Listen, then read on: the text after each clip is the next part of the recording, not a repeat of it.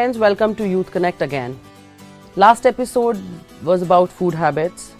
अब हम food habits को lifestyle में क्या टाइमिंग्स में खाना चाहिए, कितना खाना चाहिए, क्या नहीं खाना चाहिए, तो हमने डिटेल में और डिस्कशन करेंगे ही. तो चलिए जर्नी में शुरू करते हैं कमल भाई के साथ अपने क्वेश्चंस लेके. ओम शांति कमल भाई, welcome to the show. Thank you. Kamal भाई, लास्ट एपिसोड हमने ख़त्म किया था इमोशनल ईटिंग पे. तो ये भी एक बहुत बड़ी चीज़ है इमोशनल ईटिंग. क्या उसी वजह से ही सारी बैड हैबिट्स बनती हैं ईटिंग की? बिल्कुल. देखो, जब हम डिस्टर्ब होते हैं, परेशान होते हैं, कोई बात हमें इरिटेट कर रही है जी, या हमें डर लग रहा है जी, तो हम क्या करते हैं, कोशिश we try to distract our mind. हम अपने, क्योंकि मन को या तो हम कंट्रोल करें जी, ये प्रैक्टिसेस करें, जी, अदरवाइज हम कोशिश करते हैं उसको डिस्ट्रैक्ट करने की. जी, वो फिर मोबाइल पे हो सकता है जी, कि हम मोबाइल पे कुछ भी देखना शुरू कर देते हैं. हम कहते हैं ठीक है, मेरा मन वहाँ से हटकर एटलीस्ट यहाँ पर आ गया. या फिर हम ऐसा कुछ कंज्यूम करते हैं जो हमें अच्छा लगे, जो हमारे मूड को एनहांस करे. इस प्रकार की चीज़ें हम खाना शुरू करते हैं. बट ये again these all are temporary solution. और हमें ये भी पता है कि वो खाने से हमारी हेल्थ पर इफेक्ट आ रहा है. और जब हेल्थ पर इफेक्ट आएगा उसका फिर इनडायरेक्टली मन पर इफेक्ट भी आएगा. जी. तो नो डाउट ये जब इमोशंस को हम बैलेंस नहीं कर पाते हैं, इमोशंस को कंट्रोल नहीं कर पाते हैं, तो ये सब चीज़ें होती हैं. और उसको हमें अटेंशन रखना बहुत बहुत ज़रूरी है. इस मुझे लगता है कि अपने मूड स्विंग्स को कंट्रोल करने के लिए सबसे इजी एस्केप हमारे लिए खाना ही होता है. मोबाइल या खाना. मोबाइल एडिक्शन भी एक बहुत बड़ी बीमारी चल रही है, जिसके लिए मुझे आपका बहुत सारा ही टाइम चाहिए होगा. तो वो भी एक एपिसोड पे हम ज़रूर डिस्कस करेंगे. तो ये खाने को दिमाग से तो बहुत ज़्यादा लिंक है, और इमोशनल ईटिंग इमोशनल डिसबैलेंस के चक्कर में ही ज़्यादा होती है, ऐसा मेरा सोचना है. अगर हम थोड़ा अपने पे काम करें और अपने इमोशंस हमारे कंट्रोल में आना शुरू हो जाए, जी, है ना, चाहे वो एंगर है, चाहे वो टेंशन है, चाहे वो हर्ट है, चाहे वो डिप्रेशन, फिर वो धीरे धीरे बढ़ता जाता है. अगर हम उसको बैलेंस करना सीख जाएं तो ऑटोमेटिक ये जो हम एक चीज़ पे काम करें कि रात को नींद नहीं आती है या मोबाइल एडिक्शन है, क्योंकि मन क्यों जा रहा है वहाँ पर, ये समझना पड़ेगा ना. मन क्यों इमोशनल ईटिंग करता है, या मन क्यों मोबाइल, पता है कि मोबाइल से कुछ नहीं मिल रहा है जी, फिर भी हम 2 घंटे 3 घंटे जा रहे हैं. वाई? बिकॉज जब अंदर से हम खाली हैं, असंतुष्ट हैं, परेशान हैं, तो बाहर से कुछ तो चाहिए ना उसको, एक्सटर्नली. और जब हम खुश होते हैं, आपने कई बार एक्सपीरियंस किया होगा, when I am happy, when I am संतुष्ट, तो खाने का भी नहीं पता होता है खाया या नहीं खाया. जी, जी. या मोबाइल, फिर हम मोबाइल को देखते भी नहीं हैं. इसका एक बहुत अच्छा हमारे पास मोटिवेशनल एग्जांपल है हमारी फिल्म इंडस्ट्री, क्योंकि उनका प्रोफेशन डिमांड करता है to be fit and healthy and of course looks.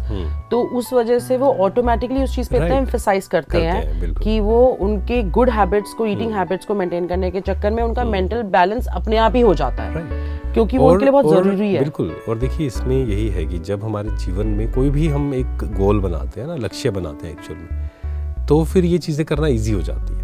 मान लीजिए अगर आप पूरा दिन बिजी हैं, आप सोच के देखिए, सिर्फ पूरा दिन भर आप अच्छी चीज़ों में बिजी हैं, आप घर के एक कमरे में नहीं बैठे हुए 24 घंटे, तो क्या होगा जब आप बिजी हैं, ये हमने कई बार एक्सपीरियंस किया होगा कि 2-3 बजे तक आप मान लीजिए बिजी थे सुबह से जी, आपको खाने का सोचा भी नहीं आपने. नहीं, हाँ, ऑफ कोर्स. और अगर आप घर पे बैठे थे, कोई काम नहीं था, तो 10-11 बजे, मतलब 8 बजे खाया, एंड फिर 10 बजे फिर से लगा कि अभी क्या खाना है. खाली बैठने में ज़्यादा हम तो खाली बैठेंगे तो फिर ये चीज़ें ही आएंगी ना सामने. हाँ जी, हाँ जी. तो अपने को बिजी रखना भी बहुत ज़रूरी है, और अच्छे कामों में, है ना. मतलब जो हम, मान लीजिए कोई ऑफिस में है, वो भी काम करना है, लेकिन जब उसको समय मिलता है तो वो फिजिकल एक्सरसाइज भी करे, वो मेडिटेशन भी करे, वो सेवा भी करे. तो जैसे कि जो हमारे सेलिब्रिटीज होते हैं, चाहे वो स्पोर्ट्स प्लेयर्स हों या किसी भी फील्ड के इंडस्ट्रियलिस्ट, कोई भी सेलिब्रिटीज जो हैं, टॉप मोस्ट पीपल, उनके जो लाइफस्टाइल हैं वो हमारे लिए काफ़ी मोटिवेशनल वो होने चाहिए, क्योंकि वो लोग अपना बहुत डिसिप्लिन रखते हैं अपनी लाइफ में, ईटिंग को लेकर, स्लीपिंग को लेकर, एंड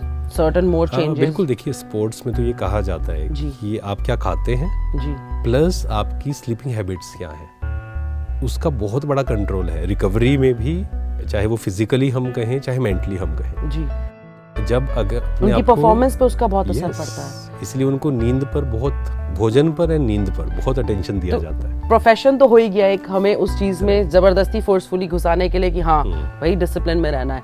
पर अगर सर्टेन प्रोफेशन में नहीं आदमी जहाँ पे उसको लुक्स उसके सब चीजों का जरूरत नहीं है, तब वो मोटिवेशन कहाँ से लेके आए? तब उसे सिर्फ थोड़ा सा अवेयर होना है कि मेरे लिए सबसे जरूरी क्या है, क्योंकि अच्छा तो सब दिखना चाहते हैं, अच्छा सब रहना चाहते हैं, और उससे भी ज्यादा अच्छा फील करना, अच्छा फील भी सब करना चाहते हैं। जब आप फिजिकली हेल्दी हैं जी, मेंटली हेल्दी हैं, इमोशनली हेल्दी हैं, तो ये जीवन जो है बहुत सुंदर है जी। और जब आपको बीमारियां हैं या मन परेशान है तो आपको सब कुछ खराब लगेगा जी। तो जैसे सब कुछ सब आपका हेल्प भी कर रहे होंगे, हमें लगेगा कि सब खराब है। एक सेइंग है ना, वो पहला सुख निरोगी काया। हाँ, एक बार आप बता दें जरा हमें। तो पहला सुख निरोगी काया ये है ना, मतलब अगर हम फिजिकली फिट है, चाहे अगेन देखो सिर्फ अब कई लोग हैं जो सिर्फ फिजिकल फिटनेस के पीछे भाग रहे होते हैं, हाँ जी, वो भी बड़ी प्रॉब्लम है। हाँ। फिजिकल फिटनेस के साथ मेंटल फिटनेस, इमोशनल फिटनेस है ना, ये भी चाहिए। कोरिलेटेड है, कोरिलेटेड तो है ही जी, क्योंकि सोचिए जैसे कई प्लेयर्स हैं, तो जैसे एक प्लेयर का भी एक इंटरव्यू आया तो उनको कैंसर हुआ था, तो उन्होंने बताया कि वो मेन रीज़न क्या था, डाइट अच्छी थी, सब कुछ अच्छा था, लाइफस्टाइल अच्छा था, रात को सोते भी जल्दी थे, लेकिन ज़्यादा नेगेटिव सोचना, स्ट्रेस, टेंशन। तो अगर if I am not mentally well तो उसका इफ़ेक्ट हमारे फिज़िकल पर भी आएगा एंड उसका इफ़ेक्ट हमारी सोशल हेल्थ पर भी आएगा, मीन्स रिलेशंस पर। हमारे रिलेशंस अगर मैं मेंटली स्ट्रॉन्ग नहीं हूँ तो मैं रिलेशंस अच्छे रख ही नहीं पाऊंगा कभी, और लड़ाई झगड़े होंगे, एक्सेप्टेंस नहीं होगी हमारे अंदर, है ना। तो ये सब चीज़ें आपस में कनेक्टेड है, physical fitness, mental fitness, emotional fitness, फिर सोशल फिटनेस, और इसके लिए लाइफस्टाइल चेंजेस बहुत इम्पोर्टेंट है। मतलब हम रात को कितने बजे सोते हैं जी, सुबह कितने बजे उठते हैं जी, है ना। ऐसा भी नहीं कि हमें नींद को खत्म ही कर देना है, बिल्कुल नींद भी जरूरी है जी। और खाना कितने बजे खाएं? हाँ देखो, अगर मान लो मैं लेट खाता हूँ तो नेचुरली है कि खाने के बाद हमें एक स्पेस 2 घंटे का कम से कम चाहिए, 2-2.5 घंटे बिफोर स्लीप।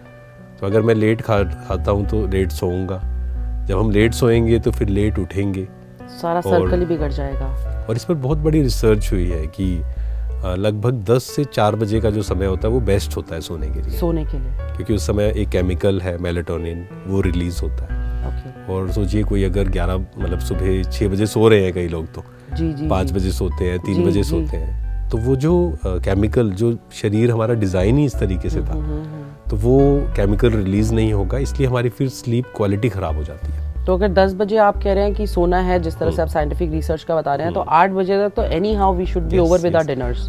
कहा जाता है ना सूर्यास्त से पहले हमें लेना चाहिए, तो ठीक है, कोई बात नहीं, इतना नहीं कर सकते 6 तो नहीं तो 8 सही। हाँ 8 तो करें ना, कम से कम 8 तो करें। ऐसा ना हो कि रात को 11 बजे हम भोजन ले रहे हैं फिर 3 बजे सो रहे हैं, तो शुरू में शायद इफेक्ट नहीं आएगा, बट आफ्टर 35-40 अभी वो रिजल्ट आना। मैंने सोशल मीडिया पे एक रेनॉइंड डाइटिशियन है, काफ़ी फेमस हैं वो, उनका भी सुना था उन्होंने, क्योंकि जैसे अब यंगस्टर्स हैं और जैसे यूथ भी हैं, वो एग्जामिनेशंस को लेकर लेट नाइट्स करते हैं, हम काम को लेकर, पार्टीज को लेकर, अपने लाइफस्टाइल को लेकर लेट नाइट्स करते हैं, और एजेड लोगों की बीमारियों की वजह से लेट नाइट्स होते होंगे।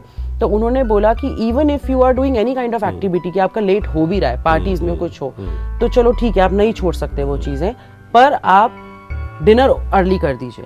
पार्टीज का मतलब ये मत करिए कि आप डिनर को लेट ले जाएं, वो जल्दी खा लीजिए, उसके बाद जितनी चाहे बातचीत कर लीजिए, पर खाना को उन्होंने स्लीप से भी ज्यादा प्रेफरेंस दे दिया कि वो पहले खा लो। बिल्कुल, खाने को भी, प्लस देखिए वही, इट्स ऑल अबाउट हैबिट्स, है ना, या फिर ये हमारा एक लाइफस्टाइल जिसका हम फॉलो कर रहे हैं। इसका मतलब ये नहीं है कि हमें रिजिड हो जाना है। मान लीजिए हम एक गैदरिंग है और हम सोचें कि नहीं, मैं तो 9 बजे सो जाता हूँ और मुझे तो बात ही नहीं करनी है जी, है ना, वो नहीं, थोड़ा सा फ्लेक्सिबल भी रहें, परंतु फ्लेक्सिबल होने की जगह ऐसा ना हो कि हम केयरलेस हो जाए फिर बिल्कुल ही, क्योंकि फिर हम क्या सोचते हैं कि ठीक है ना, हर दिन चलेगा, ठीक है, once in a while it's okay, once in a while ठीक है, कि मान लीजिए कोई सब रिलेटिव्स आए हुए हैं और हम 11 बजे तक जाग लिए, 12 बजे तक जाग लिए, वंस इन अ वाइल। हाँ, बट डिनर अर्ली कर लें।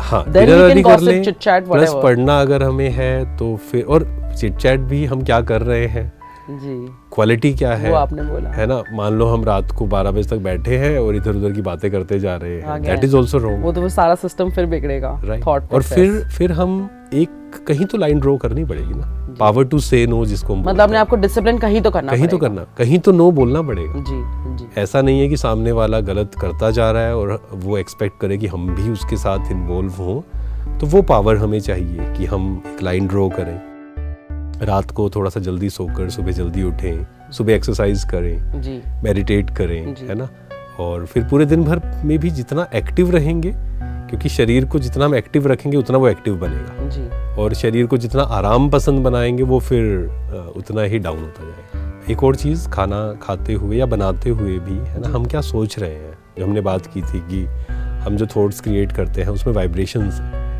है ना, और वैसे भी भगवान को याद करके एंड उसको अर्पण करके हमें भोजन लेना चाहिए, शुक्रिया करते हुए।